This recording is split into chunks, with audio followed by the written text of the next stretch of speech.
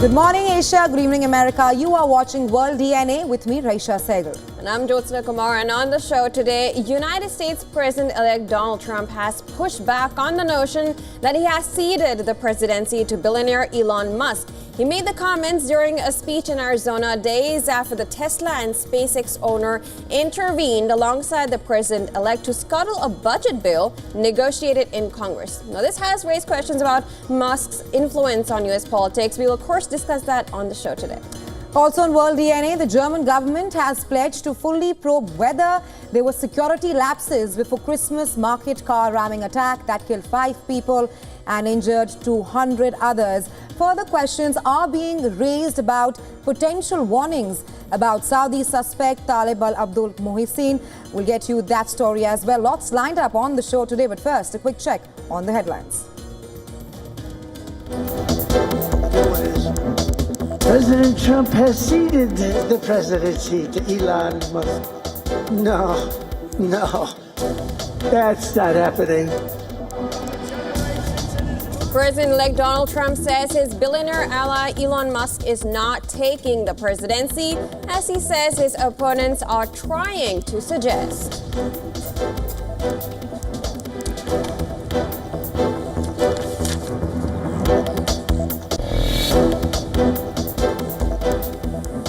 Panama's president dismisses recent threats made by U.S. President-elect Donald Trump to retake control of the Panama Canal over complaints of unfair treatment of American ships.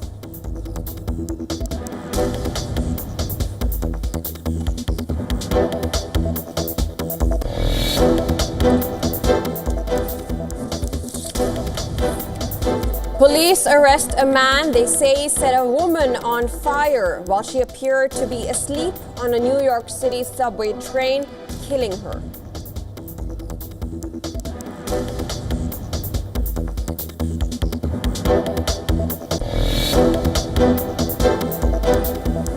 Ten members of a family are killed after their small plane slams into a commercial district in the city of Gramado in southern Brazil.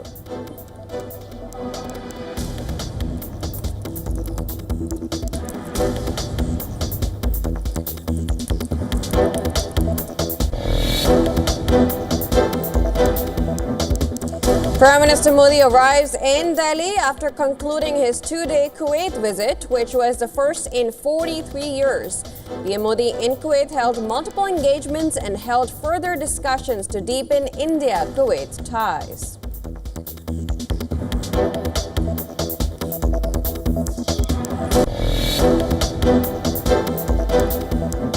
A massive demonstration takes place outside the house of Telugu actor Allu Arjun over the Stampede death earlier this month. A group of people claiming to be students of the Osmania University barge into his house, throw tomatoes and break flower pots.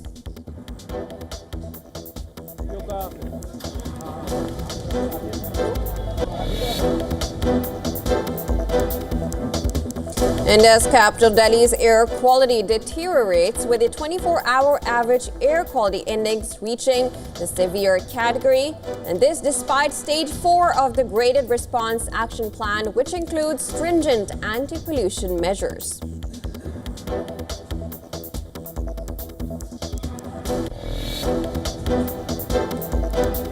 UAE will host India's matches in 2025 Champions Trophy, confirms host Pakistan. This comes after a meeting between PCB chairman Mohsin Naqvi and his UAE counterpart Sheikh Nahyan Al Mubarak.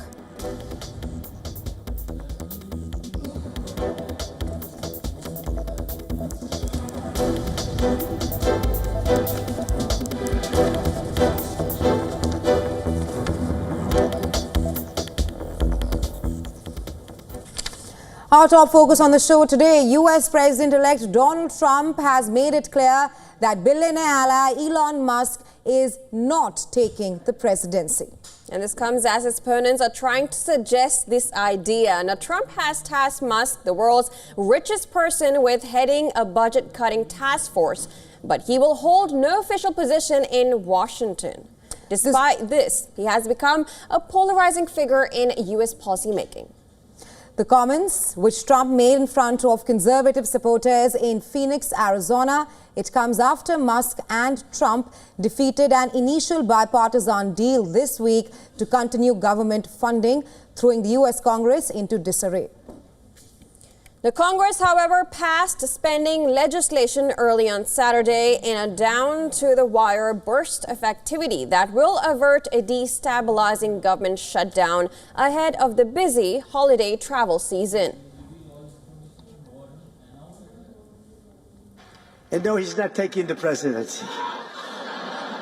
I like having smart people. You know, they're on a new kick. Russia, Russia, Russia, Ukraine, Ukraine, Ukraine, all the different hoaxes. And the new one is, President Trump has ceded the presidency to Elon Musk. No, that's not happening. But Elon's done an amazing job. Isn't it nice to have smart people that we can rely on? Right? Don't we want that? He's done a great job. Meanwhile, even though Trump is all set to return to the White House, his daughter Ivanka has no plans of returning to politics. Ivanka, who had been a key figure in Trump's professional life and political ventures in January 2021, left Washington and in 2022 announced her withdrawal from politics. She called it a negative sector to work in. Now, according to one of her friends cited by CNN, she is content with her decision and is prioritizing her family, attempting to find some privacy and pursuing new interests. The reports come a day after the U.S. President-elect's daughter-in-law, Lara, withdrew from consideration for a seat in the U.S. Senate, her stepping down this month as a co-chairwoman of the Republican National Committee, RNC, had further fueled speculation that she might replace outgoing Senator Marco Rubio, who is a Florida Republican, whom Trump had nominated for Secretary of State.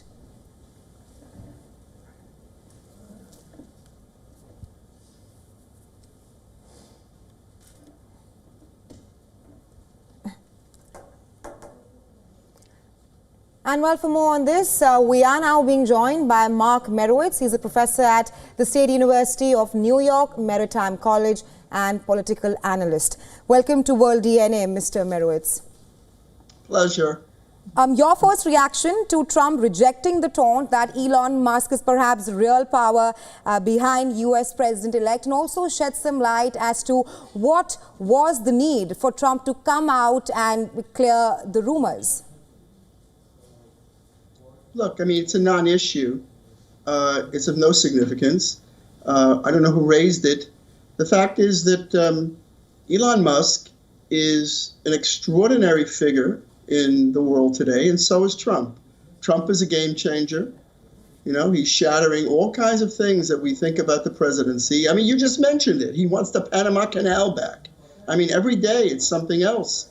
And he also insisted this time that the Republicans not approve the continuing resolution because there was no opening of the cap on the debt ceiling. And in comes Musk, and Musk says, you know, this bill you're passing is 1,000 pages and nobody read it. So I think they're making valid points. Look, Musk sent up rockets that are unbelievable. He created Starlink. He also is the leading social media person in the world. And he's a perfect teammate to Trump. And as Trump says, he wasn't born in the United States, so he can't be president. And so it's a non-issue. It's just not. And I don't feel that Musk is a polarizing a person at all. I think contrarily, he is a fresh air to looking at the bills and figuring out what the government does and cutting government waste. We really need somebody to come along like him, who's not paid government official, to actually look at the government with Vivek Ramaswamy and figure out what they're spending money on. I think it's fantastic and very innovative. And the opponents of Trump are always looking for something to attack Trump about. And this one is, I believe, a bogus issue. It's not an issue. And I think it's very meritorious what Musk is doing. And he's helping this country to eliminate duplication and waste. And also, the congressmen were going to pay themselves an increase, and they hid that in the 1,000-page bill. And, thank you very much, Mr. Musk, for bringing that to the attention of the American people. Because, we're not going to let the congressmen to get away with, hiding those things. They have to tell us about what they're doing. So bravo to Elon. Okay, it's interesting that you pointed out it's not an official position, right? So in a Congress, of course, there's opposition that needs to bring out anything that's going wrong if it's a bill. But this guy, Elon Musk, of course, he has no official position. He has not been given. How much influence do you think he would have on the Congress? And of course, and it's not just like U.S. politics, but of course, international as well. And without an official position given from the U.S. government, how much of an influence does Elon Musk hold? First of all, it's interesting we have this conversation in December 22nd when the president-elect doesn't take office till January 20th. We're actually treating Trump like he's the president already, and Elon Musk is in there as an advisor. But the truth of the matter is this. Presidents of the United States have sought advice and guidance from many private individuals in American history. There is nothing malevolent or wrong about it. And here he has someone who is truly an innovative genius, who is capable of doing amazing things and will be a great, great resource for the American government. And he's not charging for it. And in fact, this DOGE, this Department of Government Efficiency, is going to have volunteers coming in and helping to find waste and inefficiency. I think that's a great thing. So I don't think it's in any way problematic and doesn't interfere with the separation of powers of the checks and balances. The president is seeking advice, as presidents have done throughout history, from private persons who help the president do the best job for the American people. Right. So You just mentioned that he won't be charging anything, but again, in the end of the day, he is a businessman who is also, trying to, of course, put his perspective on bipartisan budget proposals. How do you see that? Well, we have lobbyists in this country who represent corporations and interests and NGOs who are lobbying the Congress all the time, and who actually fundraise for Congress. We're a democracy. We allow these things to go on because we're a free country. So similarly, you are right that Elon Musk's brand is going to be increased. If he's not as famous as the world's most world famous person today, he's going to be even more famous and influential tomorrow. But he's a multi-bazillionaire. He's the richest man in the world. So think about it. What he's doing might be heightening his own personal agenda, perhaps, but lobbyists are doing that all the time in Congress, and people and corporations are lobbying the president all the time. And that's what we do in a free democracy like America or India or wherever you have. This is the freedom, the ability to express views and express and be and influence policy. So I don't see Musk is someone coming up in the way trying to make a business. He's already so rich that the only thing he might get out of this is maybe, believe it or not, the altruistic effort to help the American people. That's kind of what I think it is. I don't think it's a business venture for him. Look already what he's amassed. So I think I commend him overall for helping the American people and cutting waste in government. You would agree, even let's say in India's bureaucracy, America's bureaucracy, hey, that's a good idea. Let's do that. Let's get more money back to the people who really need it. That's what I think. Right. Thank you so much for joining us on World DNA, Mr. Mirowitz. My pleasure. Right, let's move on now. The German government has pledged to fully investigate if there was any security lapse during the Christmas market attack that killed 5 and left over 200 injured. German government is under political pressure over a potential missed warning about Saudi Arabia's suspect Taleb al-Abdul Muhsin. The 50-year-old psychiatrist had made online death threats and previously had trouble with the law. According to reports, Germany's Interior Minister Nancy Faeser and the head of Germany's domestic and foreign intelligence services are due to answer questions at parliamentary committee hearing on December 30th. Faeser vowed that no stones will be left unturned to reveal information available with the security forces. At least 5 people were killed and over 200 were injured as a car rammed into a Christmas market in the eastern German town of Magdeburg. The suspect drove through gap in security bollard at around 7 p.m. and at 7:02 p.m. he crossed the old market through crowd of shoppers. Off-duty officers tried to pursue his BMW on foot as he turned out of market past the city hall. Taleb Al-Abdul Mohsin was arrested outside Magdeburg shopping center.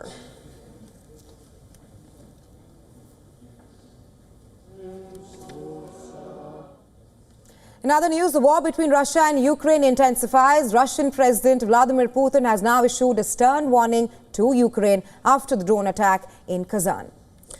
Now, Putin has vowed to escalate military actions against Ukraine, promising more destruction. A drone smashed into a high-rise apartment building in Kazan, a city of more than 1.3 million, and damaged a skyscraper, but no civilians were harmed. Now, this added to the appearance of a 9/11 style of strikes. Whoever and however much they try to destroy in Russia, they will face many times more destruction themselves and will regret what they are trying to do in our country.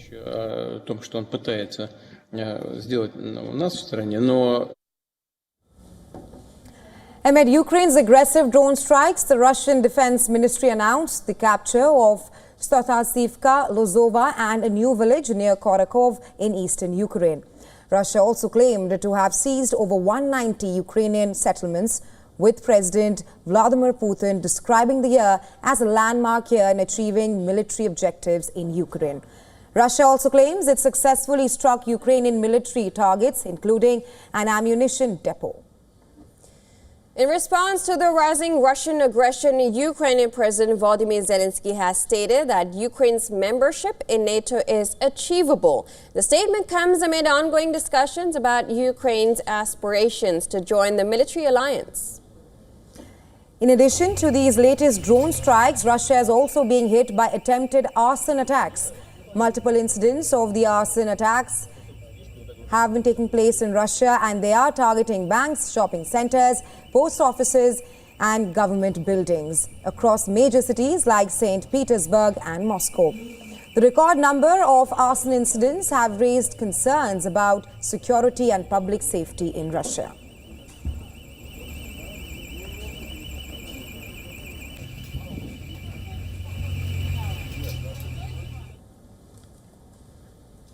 In other global news, the Kerch Strait oil spill has become a major environmental disaster following the damage of 2 Russian oil tankers during a storm. And that led to the leak of 3,700 tons of fuel into the Black Sea. The 2 Russian tankers were transporting approximately 9,200 tons of mazut, a heavy fuel oil primarily used for power generation, when they encountered severe weather conditions. Reports indicate that around 3,700 tons of oil leaked into the Black Sea, threatening the local ecosystem and also prompting major environmental concerns. Even as Russian authorities have initiated rescue and cleanup operations with tugboats and helicopters, environmental groups like Greenpeace have stressed the situation could worsen due to challenging weather conditions hampering containment efforts. It was only when we arrived here that we understood how serious is the scale of damage. We are now removing the top layer, but there are a lot of small oil flecks. How to remove them later is unclear. I do not imagine it is possible yet. The spill has so far affected over 60 kilometers of coastline, with reports stating that wildlife and shorelines have also been affected. Russian President Vladimir Putin has called it an ecological disaster.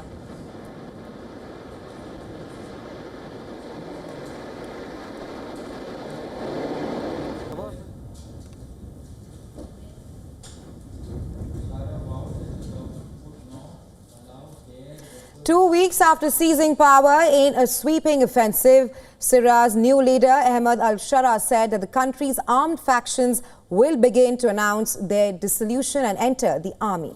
Shara said his administration would announce the new structure of the military as well as the defense ministry within days. He further added that the government would not allow weapons outside state control, whether from the revolutionary factions or faction present in the SDF area.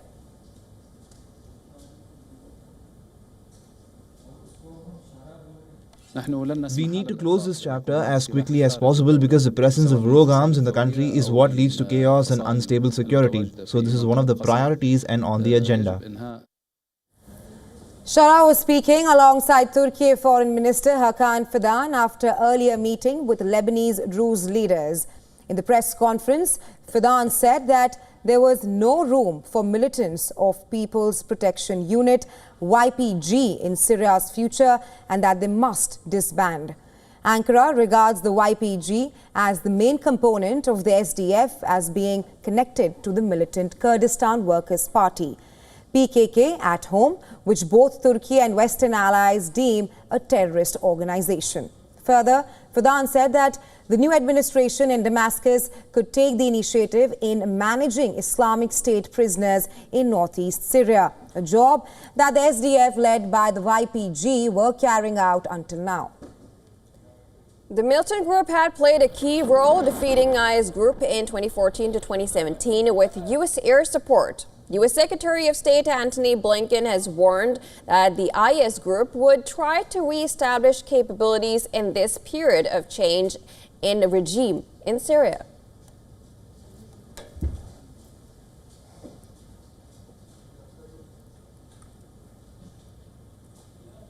And every Christmas, the British indulge in around 800 million mince pies, but attempts to reinvent this festive favorite have ignited a fierce backlash among traditionalists. Right, for many outside the UK, it might come as a surprise that these iconic pies do not contain minced meat. Instead, they're filled with a rich blend of dried fruits, chopped apples and spices, all soaked in spirits like brandy and rum, encased in a buttery short crust pastry that evokes nostalgia and warmth. Now, originally filled with meat during medieval times, these pies have evolved over centuries into the sweet treats we know today. In recent years, both home cooks and major supermarkets have taken liberties with this classic recipe, introducing unexpected ingredients to entice the customers. From topping the pies with icing or frankenpine to incorporating chocolate, salted caramel and even custard into the filling, these innovations have left many food pursuits shaking their heads in dismay.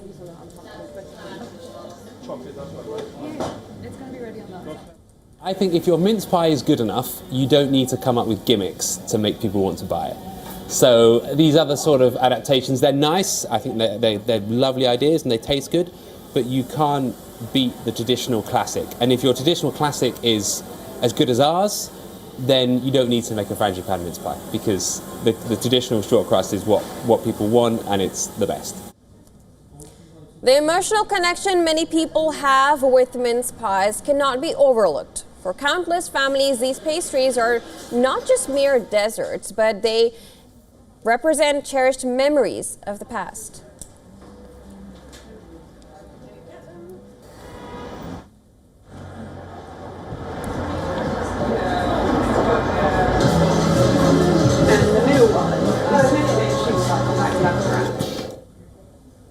Before we wrap up, let's now take a look at all the climate stories making headlines today and come right back. You are watching WION World, this one.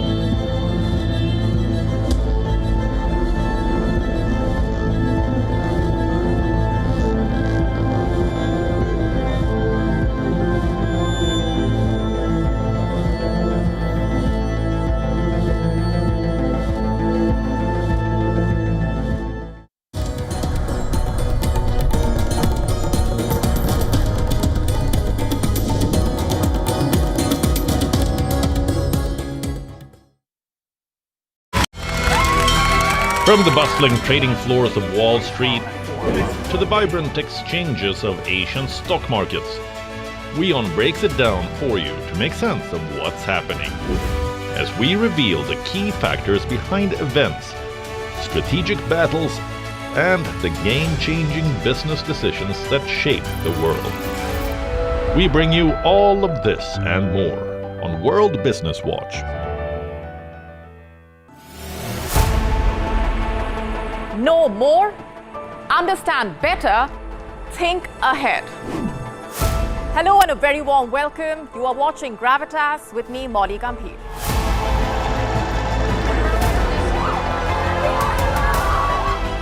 Get the facts, not the bombast.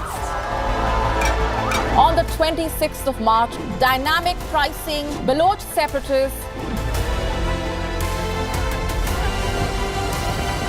Gravitas cuts out the clutter. Gravitas keeps calm when others scream. Gravitas brings news to life.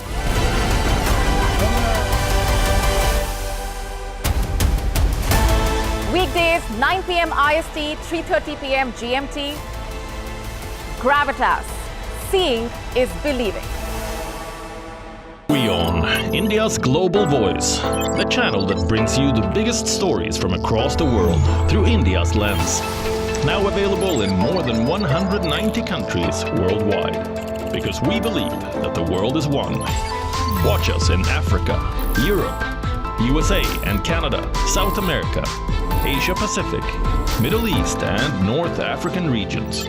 Also available on these digital platforms across the world. WION. World is one.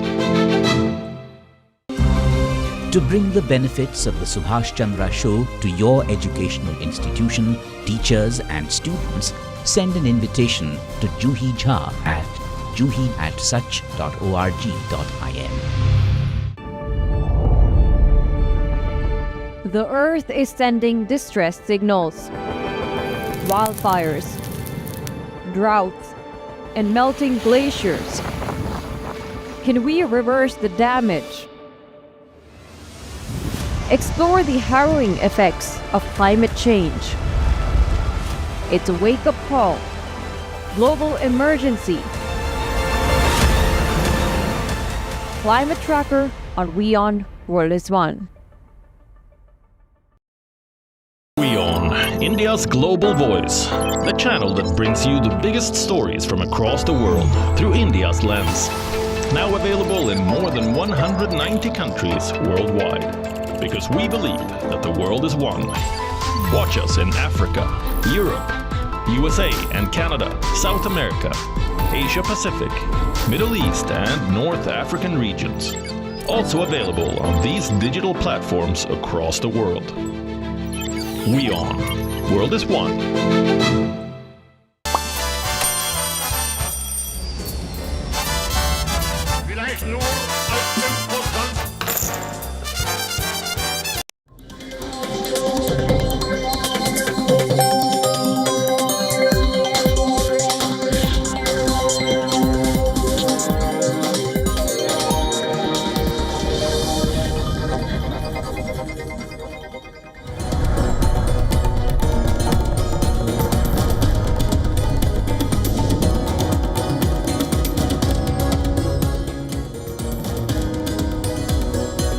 Hello and welcome back. You're watching WION World is One. Thanks for staying with us. This is World DNA with me, Jyotsna, and my colleague Resha. Let's start with the headlines.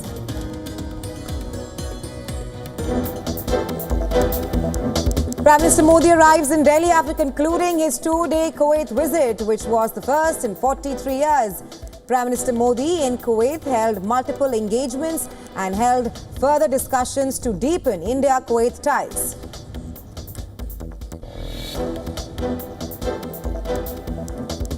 A massive protest takes place outside the house of Telugu actor Allu Arjun over the stampede death earlier this month.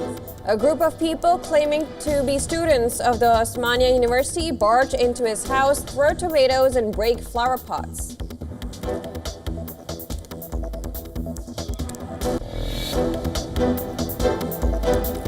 Delhi's air quality worsens with the 24-hour average air quality index reaching the severe category.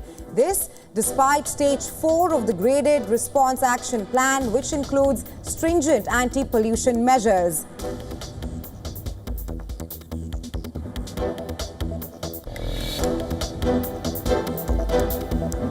Asia Pacific markets open higher. Japan's Nikkei 225 leads gains as investors focus on the Honda-Nissan merger.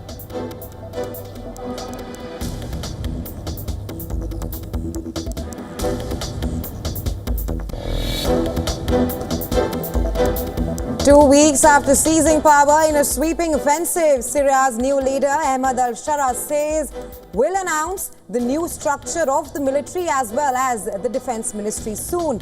Shara vowed that the government would not allow weapons outside state control.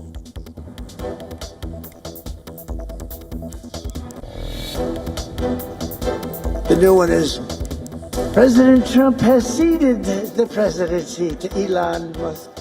No, that's not happening. President-elect Donald Trump says his billionaire ally Elon Musk is not taking the presidency, as he says his opponents are trying to suggest.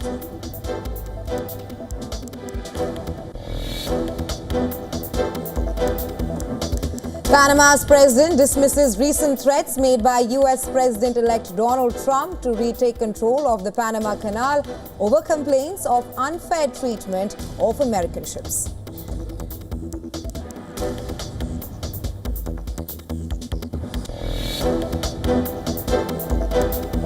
Police arrest a man they say set a woman on fire while she appeared to be asleep on a New York City subway train, killing her.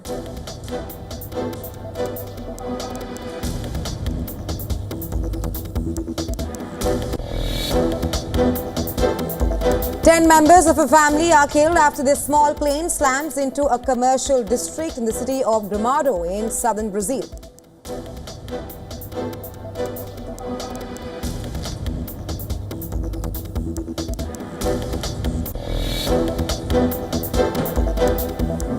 Liverpool fire 6 past Tottenham Hotspur in front of their home fans in the English Premier League. The Reds are now 4 points clear at the top and in control of the title race.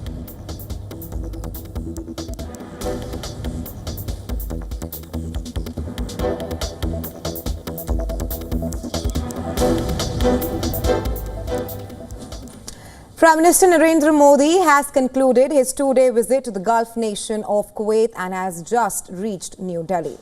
In a special gesture, the PM of Kuwait came to see off Prime Minister Modi at the airport as he left for India.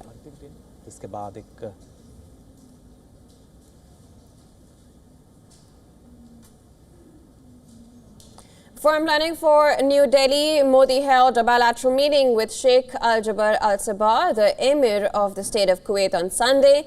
Ministry of External Affairs spokesperson said that discussions between the two leaders focused on exploring ways to take India-Kuwait bilateral ties to new heights. And sharing a post on social media platform X about the same, the spokesperson described it as a significant step forward in deepening ties between India and Kuwait. Minister also expressed confidence that the India-GCC relations will be further strengthened under the presidency of Kuwait. Thereafter, the Prime Minister held delegation-level talks with His Highness Sheikh Ahmed Al-Abdullah Al-Ahmad Al-Sabah, the Prime Minister of the state of Kuwait. The two leaders discussed a roadmap to strengthen the strategic partnership in areas including political, trade, investments, energy, defense, security, health, education, technology, cultural, and people-to-people ties. Earlier, Prime Minister Modi was awarded Kuwait's highest honor, the Order of Mubarak Al-Kabir.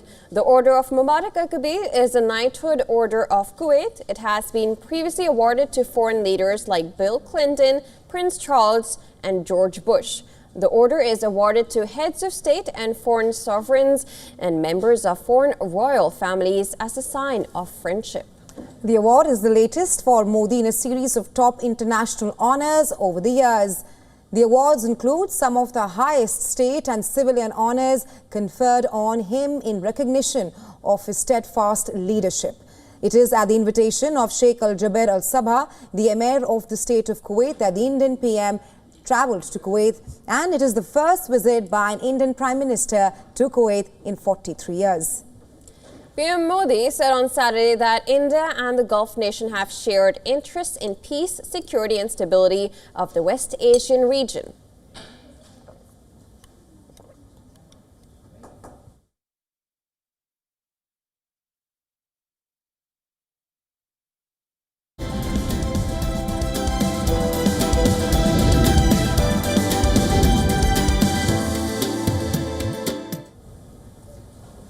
India is ready to make a bold trade move with the U.S. as President-elect Donald Trump takes office. With plans to cut tariffs on key imports and attract more American businesses, the country is now positioning itself as a top alternative to China for global manufacturers. Our next report telling you more.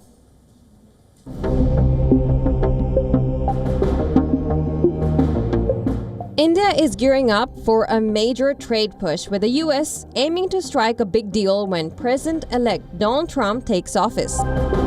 Sources say that the country is ready to offer tariff cuts on key U.S. imports, including products like pork, medical supplies, and even luxury motorcycles like Harleys, all of which currently face hefty taxes. This move is part of India's strategy to address Trump's concerns about the trade imbalance, with India enjoying a $32 billion surplus in trade with the U.S. for 2024. To sweeten the deal, India is also looking at buying more American goods, including liquefied natural gas and defense equipment. India's energy imports from U.S. are already at $12 billion, but officials say that this could rise by up to $10 billion more in the coming years. But that's not all. India sees a golden opportunity as Trump threatens big tariffs on Chinese products. The hope is that global companies could shift their manufacturing to India, seeing it as a reliable alternative to China. There are also talks about offering U.S. companies incentives to set up in India, especially in sectors like semiconductors, electronics, and aircraft maintenance. And in a move that could benefit big American insurers, India is considering allowing 100% foreign investment in its insurance sector. If everything falls into place, this trade deal could not only boost India-US relations, but also bring more investment into India's growing manufacturing and tech industries. Bureau Report, WION World is One. As we approach the end of 2024, the world is facing an economic crisis driven by the escalating cost of climate-related disasters. From extreme heat waves to devastating floods, the toll on global productivity is mounting. Now, in this report, we explore the staggering financial impact of climate change and the urgent need for action to protect our future. Take a look.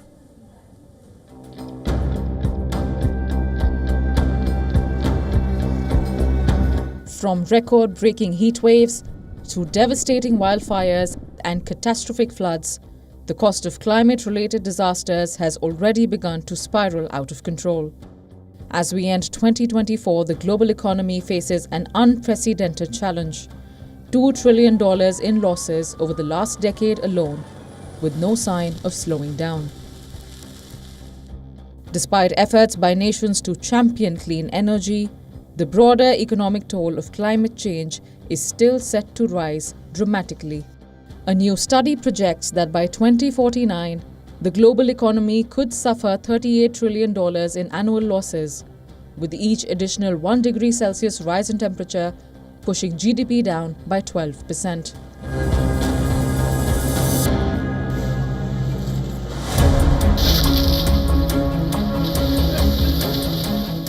These catastrophic losses are just the beginning. As the world's temperature climbs, the impact on productivity, infrastructure, and agricultural yields will deepen. 2024 has already witnessed rising prices across product categories owing to falling yields. The rising cost of cocoa is one such example of how climate change can impact the things sweetest to you. The economic toll could intensify to the point where a 2 degrees Celsius rise by the year 2100 would slash global economic output by 50%, effectively doubling the severity of the Great Depression. And this damage could last indefinitely. While technological advances might continue, the broader costs of climate change will outpace any economic growth, leaving the world far poorer than it would have been without climate disruptions. Decarbonization remains critical as we enter 2025.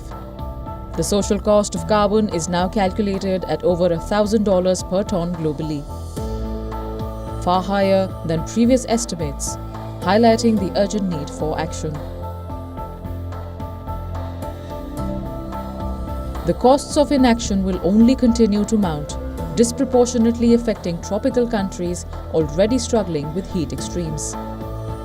While clean energy efforts are underway, the rising economic toll of climate change underscores the need for faster and more comprehensive global action to mitigate the crisis and protect the economy from catastrophic losses.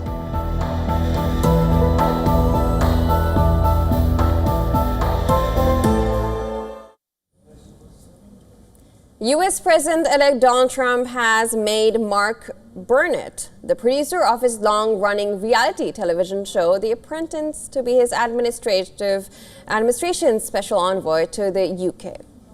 Right, Burnett created the show that made Trump internationally famous for firing a succession of contestants vying for roles in his business. The UK-born Burnett created and also produced Survivor, Shark Tank and other shows, and was the chairman of MGM Worldwide Television Group.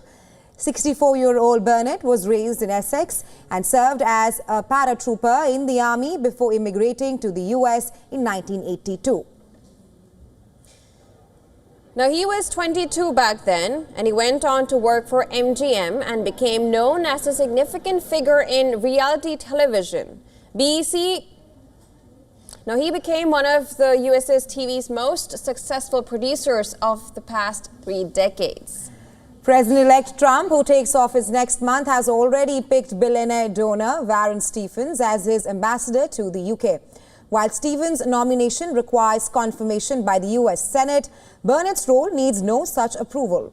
Britain, on the other hand, has named Peter Mandelson as its new ambassador to the US with a mission to avoid a trade war with the US and keep the two countries aligned over Ukraine. In a post on his Truth Social platform, Trump said Burnett will work to enhance diplomatic relations and focus on trade investment opportunities and cultural exchanges. Burnett seemed to keep his distance from Trump during his first term in office as a result of his harsh rhetoric that perhaps alienated the Hollywood community. Burnett's appointment now is seen as another sign that in his second term, Trump could face less resistance from Hollywood liberals. Left side, left side.